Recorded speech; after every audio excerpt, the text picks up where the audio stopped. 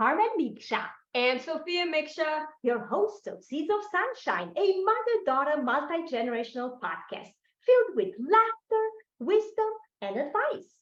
I am a high school student in the IB program, a runner, and a sister. I have a BA and MA degree in English and have published 3 poetry books, a tennis book, and 2 essay anthologies, which you can find on Amazon or my website, carmenmixabooks.com. I am also the broker CEO of Dynamic Real Estate, my own company. To buy or sell a home with me, please visit my website, dynamicsacramentohomes.com, and mention this podcast for a discount on commission.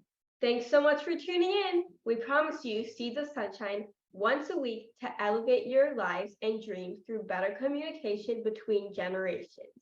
Craig Meriwether is a certified clinical hypnotherapist, medical hypnosis specialist, neuro-linguistic programming specialist, and founder of Arizona Integrative Hypnotherapy, helping people eliminate the negative emotions and limiting beliefs that may be keeping them from reaching their full potential. For over 12 years, Craig has been helping people heal from early childhood trauma, helping cancer patients with pain control, veterans with post-traumatic stress disorder, students with test anxiety, children with nightmares, athletes with peak performance, and anyone who may be dealing with overwhelm, fear, and anxiety. Craig has created Ace Any Test, the most comprehensive course for test anxiety relief so people can eliminate anxiety around exams, auditions, job interviews, and public speaking, as well as increase confidence and self-esteem. Welcome, Craig. We are deeply honored and happy to have you on season 3 of our Seeds of Sunshine, a mother-daughter podcast. And how are you today? I am doing great, Carmen. I really appreciate you inviting me on this show. I've been looking forward to this for a while, so I'm been looking forward to diving into this conversation with you.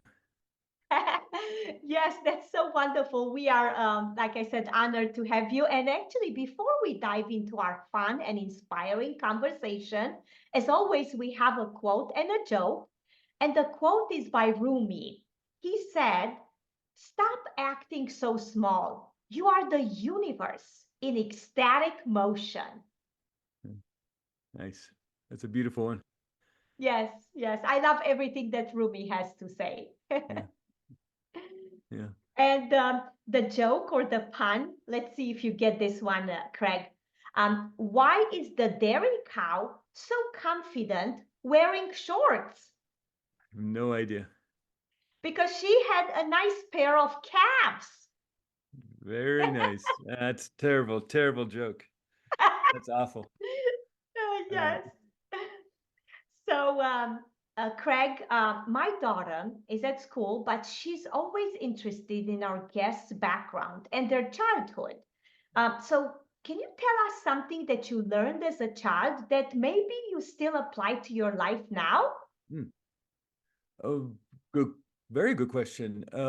In terms of, growing up, I think one of the main things that I learned and maybe didn't apply as much as I should have is to ask for help and I'm not just even talking about, schoolwork, homework, things like that.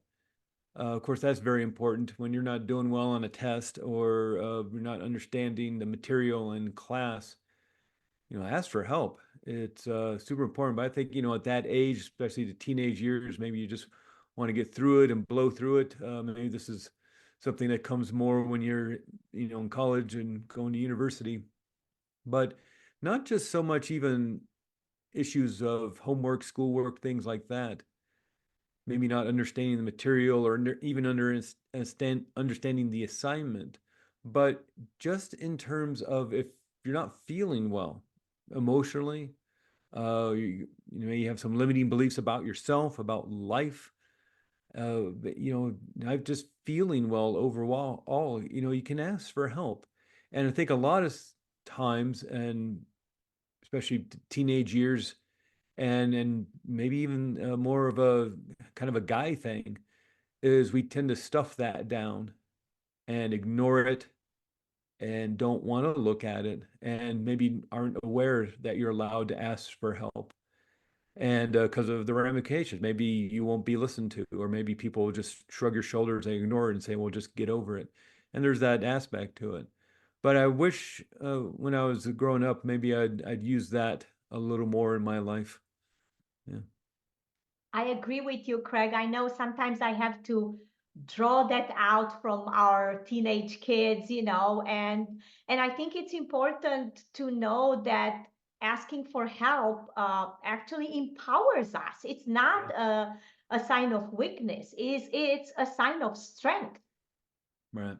Yeah, absolutely. And I think that gets lost a lot because I mean there is a certain vulnerability to asking for help, and it does look like weakness, but there's not one Olympic gold medalist that doesn't have a coach who has not been helped with, not only emotional issues but mindset issues as well as just training to become the success that they are. And so yeah, and all through life. I mean, look at Pavarotti, one of the greatest opera singers of all time, just in our modern era. He was going to a vocal coach every year. And so even if you attain great success, whether in business, you're an entrepreneur, or whatever career you might be in, or let alone whether it's school, but also in relationships or just in life, uh, having a coach or having a mentor or just moving through life wanting to improve yourself, whether that's reading books or doing some form of self-care, whether that's a dance class or a yoga class or just walking out in nature, or if you have a meditation practice or something, doing something to improve yourself more and more each and every day is extraordinary way to live life. Yes, I couldn't agree with you more, Craig. And speaking of that, you have quite an illustrious career. You are a certified clinical hypnotherapist and neuro-linguistic programmer. Yeah. So first of all, let's define your titles, your Okay. career, and kind of explain to our listeners what those mean and what you do.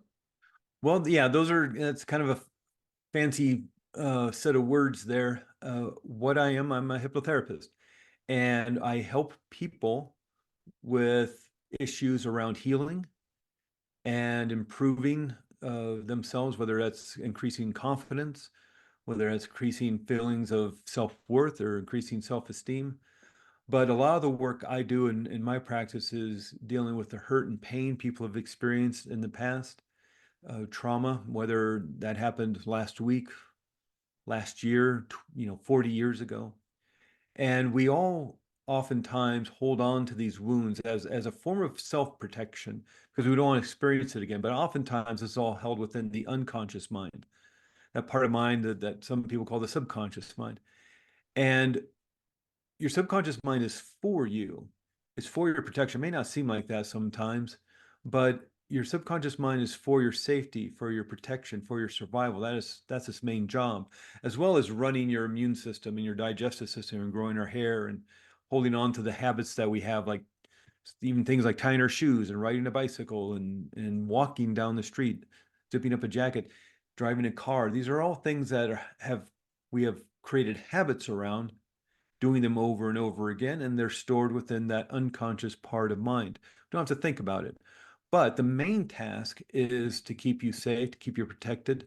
And one of the ways it does this is by holding on to files of past hurt and pain, things that have created fear, trauma, anger, rage, embarrassment, humiliation, because again, it doesn't want to experience it again.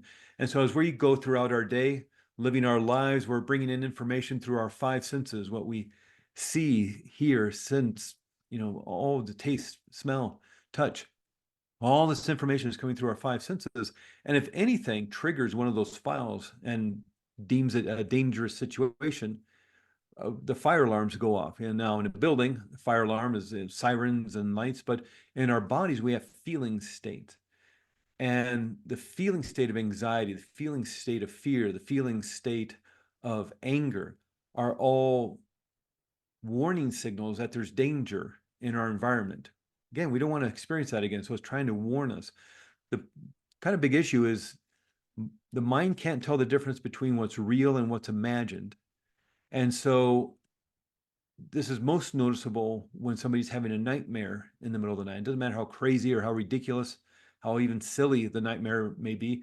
You know, a gigantic cheeseburger chasing you down the street, throwing coconuts at you. It's dumb. It's silly. It's not going to happen. Or it could be something super realistic, like a war veteran having a PTSD dream, even though the war was 30 years ago. In both situations, the people are safe and cozy and comfortable in bed, but the mind thinks you're under attack, thinks you're in danger. So even in deep sleep, will turn on that stress response, changing your physiology, uh, the brain creating adrenaline and cortisol. You've probably heard of crazy stories of grandmothers lifting cars off of babies. That's adrenaline doing that. That's all coursing through your bloodstream.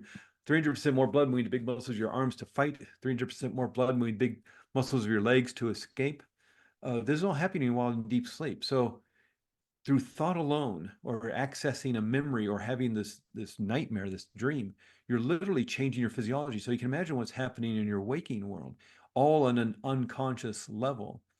And so this part of mind is where we hold on to a lot of that hurt and pain. And with therapeutic hypnosis, what we do is, this isn't talk therapy. This is very, very different than talk therapy. That can be very useful and very helpful to a lot of people. It's always nice, again, to have that second pair of eyes, a coach to help you through things. But oftentimes, the reason I believe people feel themselves getting stuck in the rut of talk therapy, spinning the wheels, is because they're using their conscious mind to try to figure out what is wrong with them, or looking to somebody else to explain it to them after talking for months and months and months. Well, can you now finally tell me what's wrong with me and how to fix it? Well, no, because they don't know what the problem is. And to a certain extent, you know, you don't know what the problem is because you're trying to use your conscious level of mind to figure it out. The issue with that is, what neuroscience tells us, what neurobiologists tell us, is that conscious mind only makes up 5% of mind. The unconscious part of mind, your subconscious mind, makes up 95% of mind. And that's where that hurt and pain is held. And so with hypnosis, through these techniques of hypnosis, which is a sort of like if you've ever experienced meditating or prayer, or just being in a very relaxed state of mind and body, or even just in a daydreamy state. If you may remember, maybe a class back in high school, or a meeting recently at work where you just drifted off and started, you were bored. And so you just started staring out the window, thinking about something in the future, how fun the weekend's going to be. You just moved into a hypnosis state. And we use that on purpose. Everybody can do this work because you're doing it multiple times a day anyway, moving in and out of that daydreamy, drifty, floaty kind of state. Even just watching television puts you in the hypnosis trance state. Really, all it is brainwave state. You're just moving down to the alpha, maybe even theta brainwave state. So it's something we do multiple times a day, most noticeably when you're falling asleep or waking up. But in therapeutic hypnosis, what we do is we use this relaxed state of mind and body to quiet down that conscious level of mind, and then we can access that unconscious part of mind where that problem is held. And I guarantee you, you know what the problem is. And whether you're struggling with anxiety, or maybe even serious trauma in your life, or anger or rage, or feeling overwhelmed or worried, or just feeling a lack of confidence, lack of self-esteem, you know why that is. Now, again, maybe not consciously, but your subconscious mind is creating that feeling state, creating those blocks and those barriers from moving forward because it thinks it's dangerous, real or imagined. But it thinks there's a dangerous situation, so it may be holding you back from something, from even though it may be beneficial to you. That's where procrastination comes from. And so you know why you're doing it within the unconscious mind. And so by relaxing the mind and body, you can access, and sometimes it might just be as simple as asking. Once you're in a quiet state of mind and body, and there's no this nonsense about, turning somebody into some sort of voodoo zombie when in hypnosis. That's not what this is. It's a relaxed state of mind and body where we're actually having a conversation. So I guess it's kind of sort of like talk therapy, but we're not going through your story of it. We're asking about the feelings. Where do you feel it in your body? And how is this going to get resolved? And I'm asking people the questions on how to do it because they know how to do it. You are that powerful. And that's why I'm not here to fix anybody. And really, hypnotherapy in and of itself doesn't fix you. You're going to fix yourself because you know what the problem is. And more importantly, you know what the answer is. And that's why this doesn't take a long time. I've heard people going to talk therapy for years, 80, 90 sessions of talk therapy, and they're still in pain. They still hurt. Nothing got fixed. Yeah, they got a little better and they have some new insights about life and how to move through challenging situations, but they're still hurting. And that's because they haven't fixed the problem, because they consciously aren't aware of what it is. So in this work, it can be relatively quick and simple. Generally, what I work with people 3 or 4 times, and that's it. Even on deep-seated issues that may be 40 years old, all the way back to when you're 5 or 6 years old. And again, it's not that I'm fixing anybody or I can dive into somebody's shadow self or their unconscious mind and I'm not doing that. I'm lifeguarding people as they do their own healing work. Because again, who better to know you than you? And who better to find resolution to the hurt and pain than you?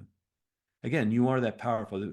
And really what we're tapping into is the placebo effect. And a lot of people have heard of this.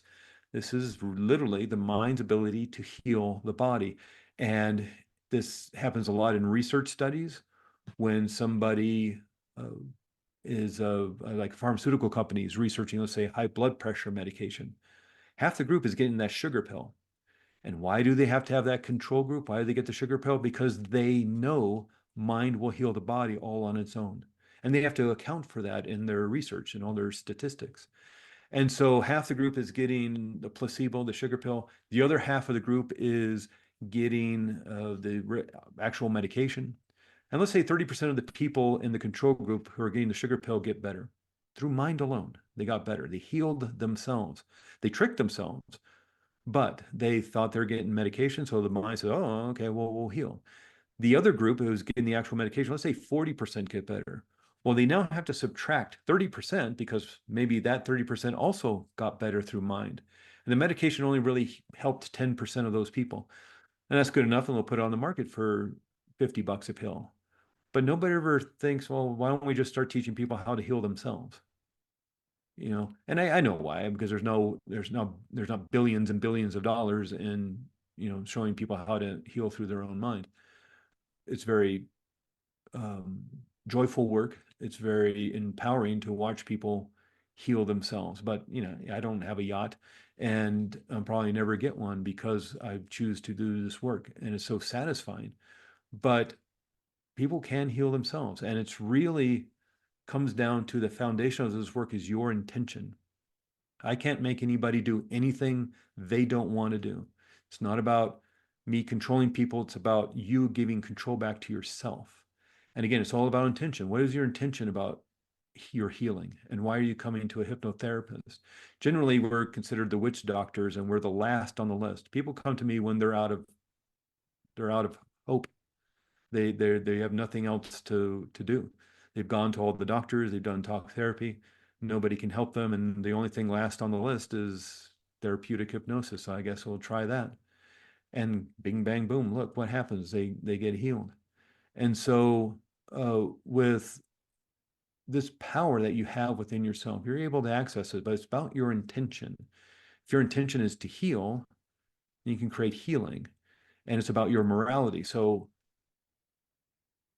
let's say, for example, somebody comes to me to quit smoking. Your intention is to quit smoking, become healthier, improve your financial situation by not spending all this money on cigarettes. And that's your intention. So you'll quit smoking. But smoking cessation is not 100% guarantee, because some people don't want to quit smoking. They may like smoking. They want to negotiate with their spouse to smoke in the garage and say, well, I tried everything, including hypnosis, and it didn't work, so I'll just smoke in the garage. They don't want to quit smoking, so I can't make them quit smoking. Just as if they want to quit smoking, I can't make them rob a bank and split the money with me, because that would be against their morality, unless, of course, they're a bank robber. But, it's also that thing. It's like if I can make people do whatever it is I want, I could go into all the jails of the world and hypnotize everybody to be upstanding, law-abiding citizens. I'd be able to go to the leaders of the world and create world peace. I'd be able to get Elon Musk to write me $1 billion check. And the reason why I don't have $1 billion check from Elon Musk is because I can't make people do anything they don't want to do. And, I say that to people, explaining the power that they have within you when looking at your intention and what you want to do. And they say, oh yeah, well, yeah, but there's those shows in Las Vegas, or the, comedy clubs. Or I saw a video on YouTube of people singing like Elvis Presley and dancing like Michael Jackson and quacking like a duck and barking like a dog. I say, uh-huh. And all those people that got up on the stage volunteered to be there. That hypnotist did not, and doing the show, did not hypnotize everybody in the audience to get up on stage to act silly. He asked for volunteers. And even when they get up on stage, they do some little exercises to make sure that they're susceptible to doing this kind of work, because there's people staring at you, there's bright lights or maybe cameras, people getting nervous, and there's also people who want to test a hypnotist and show that, oh, you can't hypnotize me. And it's like, that guy's there to do a show. And so everybody that gets up on that stage and acts silly like that, their intention is to have fun. They're extroverts, they're exhibitionists. They want to have fun. They want a silly video to put on YouTube. And so you even see some of those shows. One of the little exercises they do to see if you're a good candidate to be a fun person up on stage. They'll get a bunch of people up on stage. I want you to pretend that your hands are glued together. Pretend they're super glued together. You can't pull them apart. And just try to pull your hands apart and notice that you cannot. And people are like, ugh, ugh. And then there's one person that goes this, they're off the stage, right? They're not a good candidate for having a fun show. People paid good money to see this hypnotist show. And if somebody's up there just trying to, create chaos on the stage, they're going to be thrown off the stage. And so everybody up on that stage, their intention is to have fun. And guess what? They have fun. They have a good time. And so whenever the hypnotist says, "The king of rock and roll," they all stand up and start singing like Elvis, or they start dancing like Michael Jackson, because they want to. They want to have fun. So imagine what it is if your intention is to heal. What is the potential to heal? And so it's a very extraordinary way of releasing and letting go a lot of the hurt and pain that people may have been holding on to for a very, very long time. And if anyone ever wants to go down the deep dive of research around this, there's at least 50, if not 60, 70 years of research you can comb through. But one, there's some on I have a whole research page on my website. And we were just talking about this before we recorded. I live in Arizona, Flagstaff, Arizona. The name of my company is Arizona Integrative Hypnotherapy. If you go to my website, you can find some research. But another great way of doing it is Google. And Google has a little subsection, not little, but a big subsection that only searches through research papers, so scientific and medical journals. And it's called Google Scholar. So if you go to regular Google and you type in Google Scholar, the first hit you'll see, it'll say scholar.google.com, and type in whatever you want. Hypnotherapy, hypnosis, or hypnotherapy and pain control, or hypnotherapy and anxiety, or hypnotherapy and healing acceleration. And we'll get all sorts of studies from Harvard and Yale and Stanford and all over Europe, and all these extraordinary studies showing the efficacy of this work. So it's pretty amazing stuff. And again, it's not that it's hypnotherapy doing it. I'm certainly not here fixing people. It's you're fixing yourself, and that's where the power comes from. Wow, that's really impressive. And I believe in that as well. I have read about it, and I do believe that we also have that power within ourselves to just figure out what's going on, and to set, our intentions into motion, so to speak, right? Yeah. And a lot of this work you were asking earlier about, okay, there's hypnotherapy, and then there's neuro-linguistic programming, and that's focusing more on the language side of healing, based on a lot of work from Milton Erickson and some of those other extraordinary people that were working in the 60s and 70s. There is two researchers, John Grinder and Binder and Glenn. Now I can't remember their names.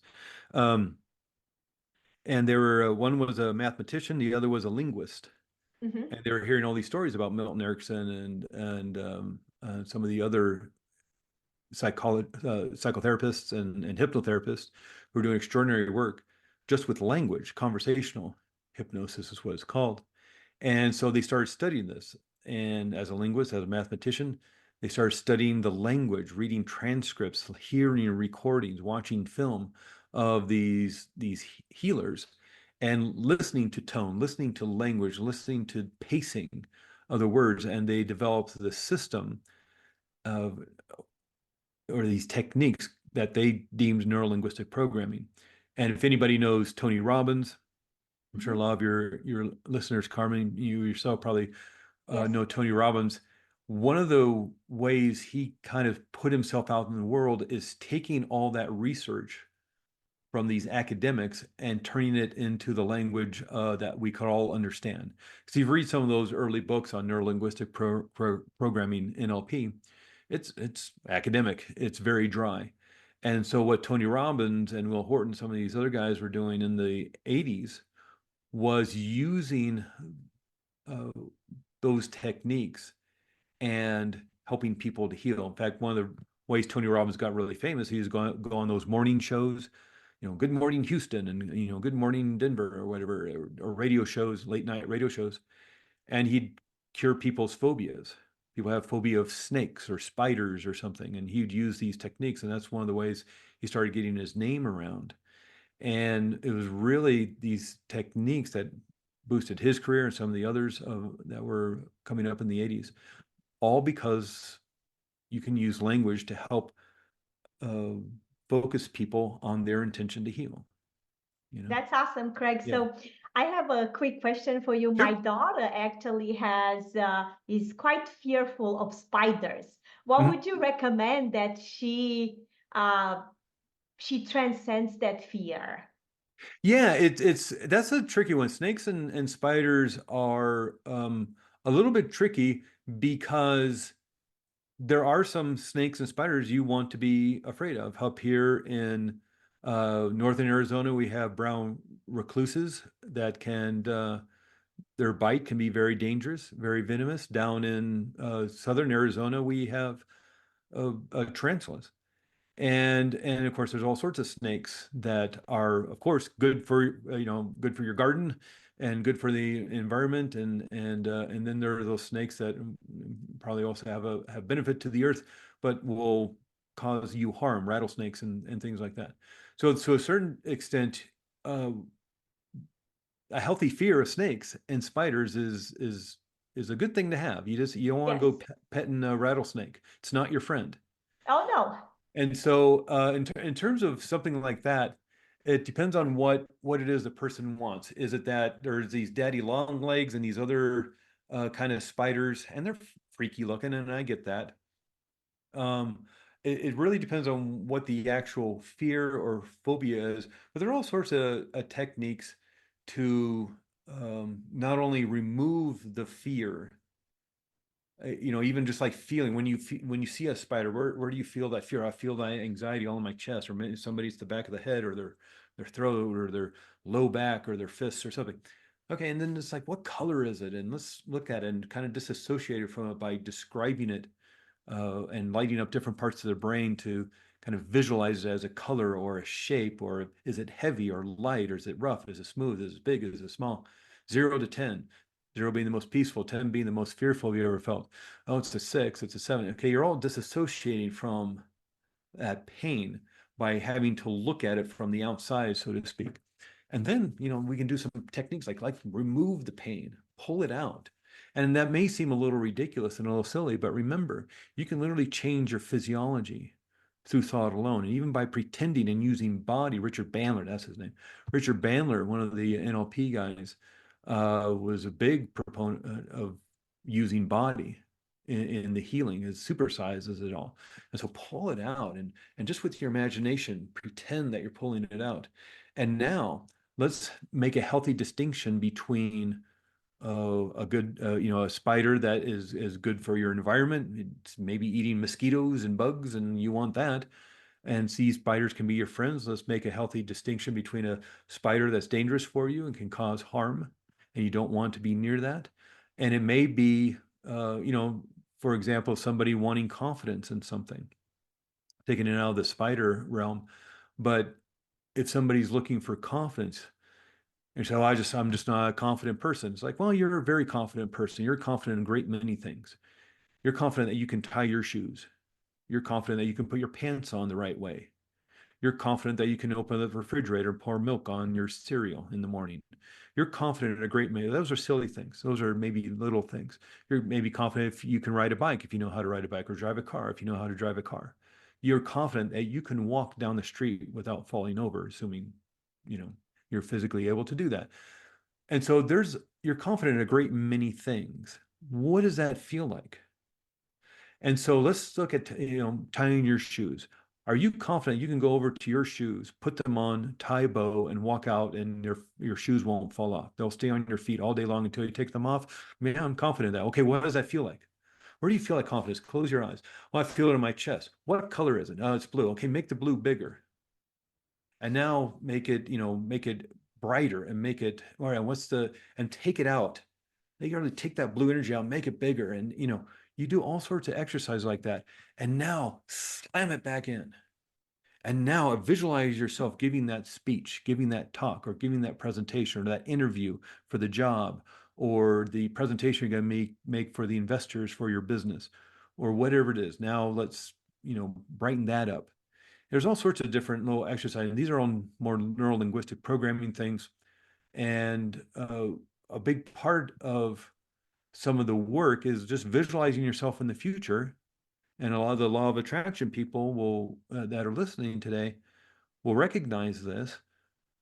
But visualize yourself in the future as already having the thing you're looking for: the health, the abundance, the relationship, and seeing yourself in the future, because the mind can't tell the difference between what's real and what's imagined. And as you see yourself in the future, I want you to merge with that person, become that person, and pretend you're actually in the future with the health, with the abundance. And what starts happening is your mind has to start thinking about, okay, well, if that's who I am, how do I get there? Yes. And it starts turning those gears. So that's a quick little thing. In terms of things like phobias, fear of flying, and things like this, there was a time when you weren't afraid of flying, you weren't afraid of spiders, you weren't afraid of snakes. Something somewhere along the, oftentimes it's older brothers and sisters, or maybe it's, mom and dad, and maybe mom got frightened by a spider, and you're mirroring their reaction to that. And so maybe there's something around that needs to be healed.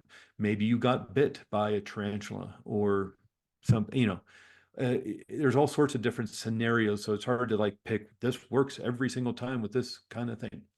But if some people are interested, YouTube is a great place to look up, I don't know what the search would be, but if you go to YouTube and look like Tony Robbins, fear of snakes, and I bet you'll find some of those old TV appearances he made in the 1980s and 90s, where he was helping people, like they couldn't even touch a snake, and then in like 10 minutes after working with them, the snakes are crawling all over him, because it's a morning show and they knew they're going to do it, so they brought the zoo person and they brought snakes. And so, oh yeah, I love snakes. Snakes are great, because change happens in an instant, and that's why this works so well.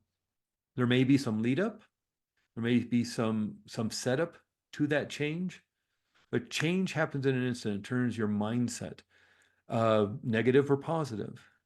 Negative if somebody's undergoing some trauma, some abuse, that trauma gets installed in an instant. It doesn't take months and months and months for that trauma to be installed piece by piece, bit by bit. No, trauma gets installed in an instant. A car accident, or somebody's going through some emotional abuse or physical abuse or something horrible like that. That trauma gets installed in an instant, whether you're 40 years old, 20 years old, or 6 years old. So why wouldn't healing happen in an instant, right? And so that's the kind of, again, the foundation we work with. Your intention. I can't make you heal if you don't want to heal. I can't make you change if you don't want to change. But if you want to heal, that's your intention, and change happens in an instant. How safely and quickly can this get done? And so a big part of this is just, what is it that you want? And even if it's just I just don't want to feel anxious anymore. That's what we work with. When I send people intake forms to kind of get an idea of what they want to work on when we come to the first session, some people write 5 paragraphs, 6 paragraphs of, oh, I went through this and this and this, and it's good to have that information. Kind of helps direct in a certain way. Some people just write one word, anxiety.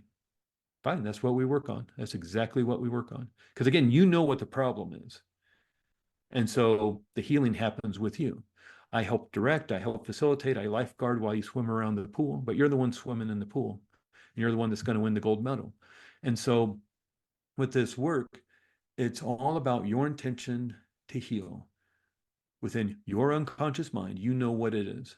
You've made the call, you've made the appointment, you showed up for the session, so you're ready to heal. I can see that. Here you are at the session, whether it's a Zoom session or it's an in-person session.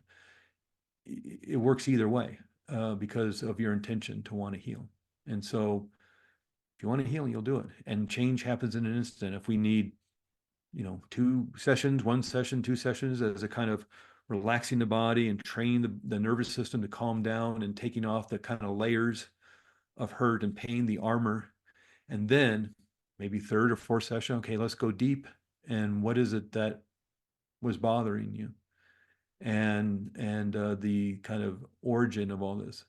And let's heal it. Let's make that change now. Yeah. Yeah. 3 sessions, 3 weeks. Fantastic, Craig. Yeah. And at the end of each episode, we like to sprinkle seeds of sunshine for our listeners, which is something uplifting, inspiring, and maybe actionable to help us make positive changes in our lives. What are your final seeds of sunshine, Craig? Well, what I like to tell people is what is strongest within your mind is what you do over and over again. And of course, we know this, what you practice, you get better at. Again, whether you're learning to walk as a child, you're learning to ride a bicycle, you're learning to play a musical instrument, the piano, the guitar, you're learning dance, you're learning martial arts. You don't get a black belt on your first day of martial arts class, judo class, or taekwondo class. You have to work up, you have to practice to get your black belt in taekwondo. Well, what if you're practicing anxiety? What if you're practicing fear? What if you're practicing anger? Are you not just going to get better and better at that? And so what I tell people is what is strongest within your mind is what you do over and over again. So what if you're practicing love? What if you're practicing joy? Even if you're just taking 5 minutes to pretend that you're happy, pretend you're joyful. It's like, well, I'm not confident. I'm not joyful. Yeah, but what if you pretended? The mind can't tell the difference between what's real and what's imagined. Use that to your benefit. And just as someone can change their physiology from a nightmare of a cheeseburger chasing you down the street, throwing coconuts at you, what if you pretended that you were joyful and happy? Even if you have to remember back to when you were 8 years old at your 8th birthday party at this beautiful, wonderful thing happening, and you're so happy. Remember that. What did that feel like? And now sit in that and pretend you are happy. That's what a lot of this work is. Hypnosis is just imagination and pretending. And even if you're not confident, even if you're not joyful or happy, what if you pretended you were and started building those neural pathways for that until one day, after some practice, you had a black belt in joy and happiness? Yeah. I love it, Craig. I absolutely love it. And before we let you go, how can listeners connect with you on social media or book an appointment? All the good stuff. All the good stuff. Well, as I said, I'm in Flagstaff, Arizona, though I work with people around the country, around the world. Not, just as a matter of fact, I am working with somebody in Vienna this coming Sunday. And so that's the power of the internet. That's the power of Zoom. Research shows that since so much sociological research has been going on about Zoom sessions, whether it's talk therapy, coaching, doctor's appointments, hypnotherapy, that Zoom sessions work as well as in person. And there are some studies that show that Zoom sessions work better than in person. And the reason why they think that is because people feel relaxed and comfortable in their homes. They feel safe in their homes. And so Zoom sessions work really well. And then if you live in a big city, you don't have to travel across town on a Friday afternoon to try to get to your appointment in rush hour traffic. And so Zoom sessions work well. I work with people all over the place. The name of my practice is Arizona Integrative Hypnotherapy. That's a mouthful. But if you just either Google Flagstaff Hypnosis in Google, you'll see Arizona Integrative Hypnotherapy come up. That's me. I also have a test anxiety relief course and to help people build confidence around exams or tests or auditions or public speaking. It's called ACE Any Test. And if you go to aceanytest.com or look up Arizona Integrative Hypnotherapy, the real easy URL for that is just the initials AZIHT.com. And you'll find me, and just email me is probably the best way. I do some social media. I'm not so great at it. So you'll find it's easier for me to do email. So you can find me that way. Wonderful, Craig. I thank you so much. And I wish you to keep on shining. Yeah, thank you, Carmen. It was fun talking with you. Very fun. Thank you, Craig. Have a wonderful rest of your week. Thanks. Bye. Bye. To contribute and support our podcast, please become a subscriber or use the Coffee app, which you can find in our show notes. It is greatly appreciated. Thanks so much for listening, sharing, and reviewing our podcast. To connect, please follow me on Facebook and Twitter at Carmen Micsa and Carmen Seeds of Sunshine on Instagram. Thanks so much. Goodbye for now.